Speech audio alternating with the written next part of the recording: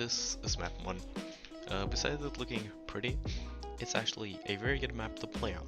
It has many good features and many bad features and many tactics, many like niche spots, and I want to show you all of that or most of that in today's video. Let me know if I missed something in the comments.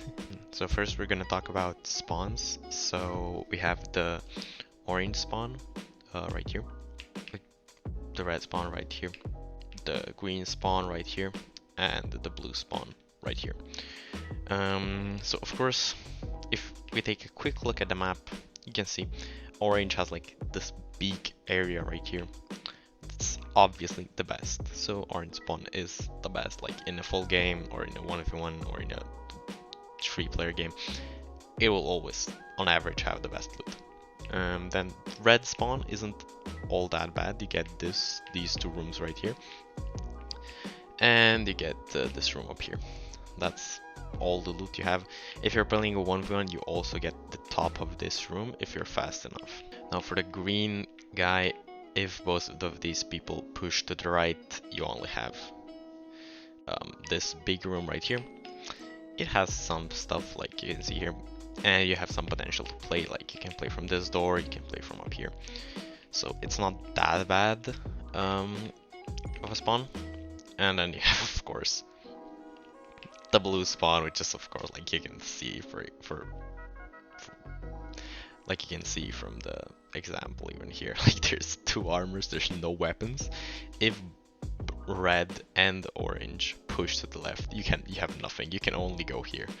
And this room I would call the box of death. Because if someone pushes you, you're basically dead. You only have like an armor here, or maybe one gun if you're lucky. You get the armor sniper, so it's very unlucky. So if you're blue, I would recommend, if none of these two push into their respective left rooms, you just go like down here and get this loot, and then you have space to move around a bit, and yeah, you can win the round. So now talking about like moving around, this map has like very good movement potential. Even if you're like trapped with no good loot, you can still like kind of maneuver your way around. So around these boxes, these corridors are pretty good for like going around.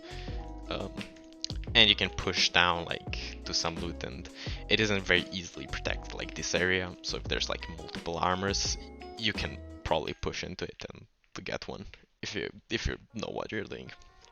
So yeah, on this map, if you know how to move around, it's pretty easy to get like a better position than your opponent and kill them even if for worse loot or worse spawn or whatever.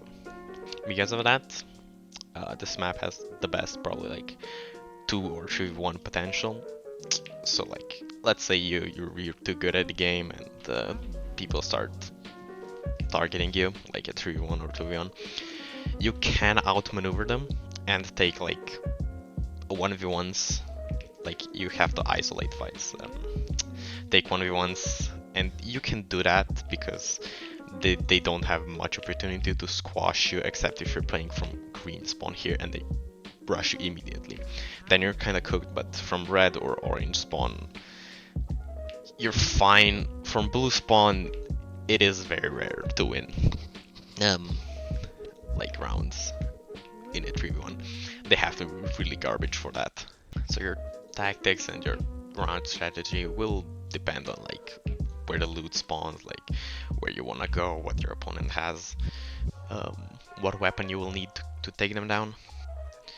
And I'll probably do like a couple games, like analysis of how I play on this map later in a later video, and also for a 2v1 I'll do a guide soon, I hope.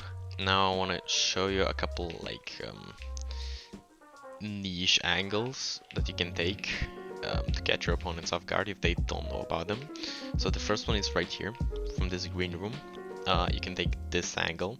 It's very like tight, and you can shoot someone if they're over here, if they're peeking like this into you, or like counter that with this.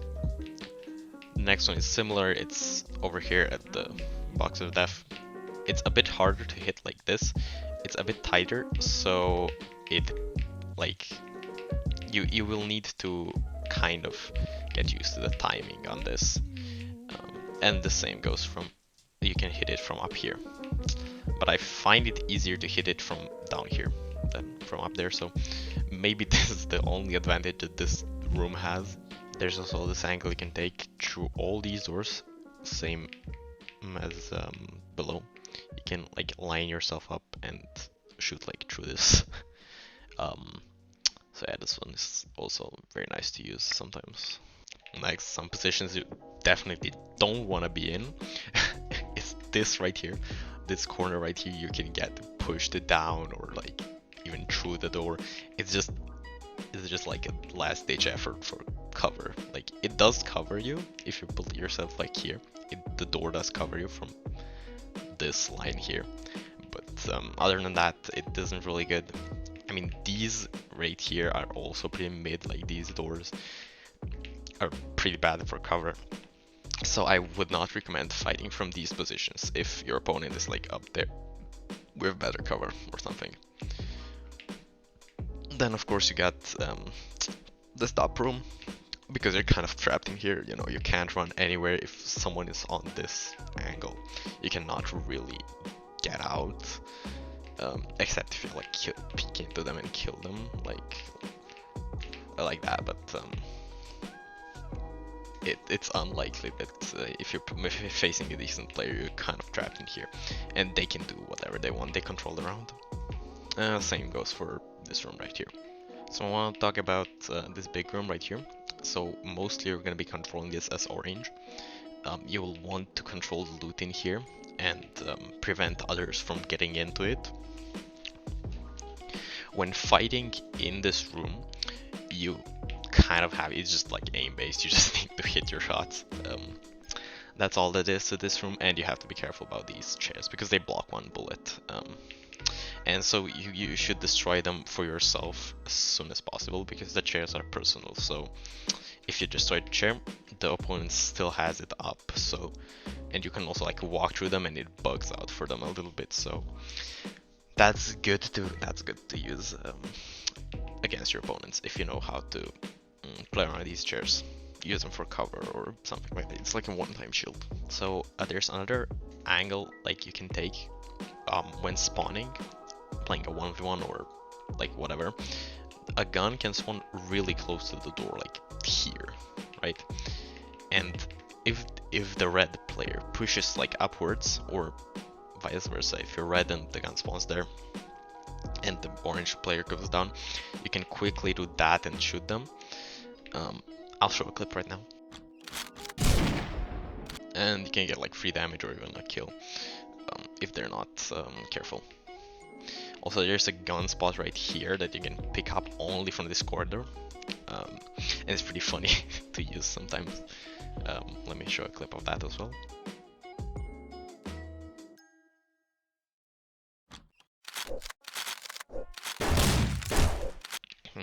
Another thing you have to be careful about is these doors to this and the upper room are breakable.